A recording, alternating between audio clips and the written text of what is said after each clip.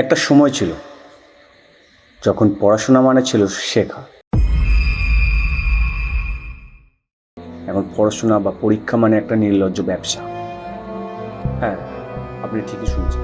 কলেজগুলো এখন পরীক্ষার নামে একটা টাকা তোলার যন্ত্র বানিয়ে রেখেছে। ভিডিওয় আগে দেখুন, সব বলছি। একটা স্টুডেন্ট সারা বছর কষ্ট করে পড়াশোনা করে, কিন্তু তাকে ইচ্ছাকৃতভাবে ফেল করানো হচ্ছে। কেন? কারণ তুমি রিভিউ দিলে 150 টাকা তারা পাবে, আর তুমি ব্যাকের পরীক্ষা দিলে তারা 400 টাকা পাবে। মানে তুমি যেদিকেই যাও সেদিকেই তাদের লাভ।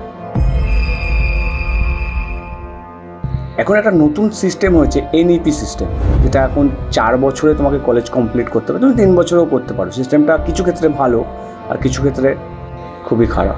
কারণ এই সিস্টেম অনুযায়ী অনেক স্টুডেন্টকে ইচ্ছাকৃতভাবে ফেল করানো হচ্ছে।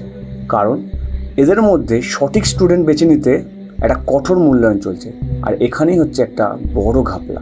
এই এনইপি সিস্টেমটা যদি ছাত্ররা বুঝতে না পারে, এই সিস্টেম ধীরে ধীরে স্টুডেন্টদেরকে শেষ করে দেবে। তোমাকে এমন সময়ে রেজাল্ট দেবে, তুমি এই পরীক্ষার আগে তুমি রিভিউ দিলে তুমি রেজাল্ট পাবে না। তোমাকে পরের পরীক্ষার জন্য অপেক্ষা করতে হবে। এবং তুমি যদি বাই চান্স পরীক্ষা না দাও, তুমি ওখানে ব্যাক পেলে তোমাকে আবার খাটতে হবে। সেই ভয়ে তোমাকে এই পরীক্ষা দিতেই হবে, বাধ্যতামূলক। কিছু করার নেই, কারণ এটাই তো তাদের মাস্টার প্ল্যান, সময় এবং টাকার মরণজাল। তবে একটা কথা, এখনকার স্টুডেন্টরা রিলস অ্যাডিক্টেড হয়ে পড়েছে, এটা সত্যি। পড়াশোনার মান কমে গেছে, এটা ঠিকই। তাই বলে একটা কলেজে 92% স্টুডেন্টরা ব্যাক পাবে, এটা কি বাস্তব? 1,500টা স্টুডেন্ট বা ওরকম কাছাকাছি 1200-1300 স্টুডেন্টের মধ্যে 92% ব্যাক, ভাবতে পারছেন? কিছু স্টুডেন্টের জন্য সবাইকে এক চোখে দেখাটা আই ডোন্ট থিঙ্ক ঠিক।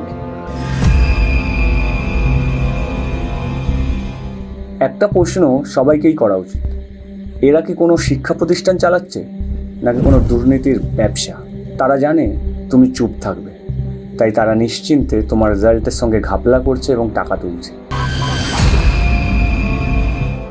বন্ধুরা, যদি তোমার পাশে কেউ এই অন্যায়ের শিকার হয়, তাহলে তাকে একা ফেলো না।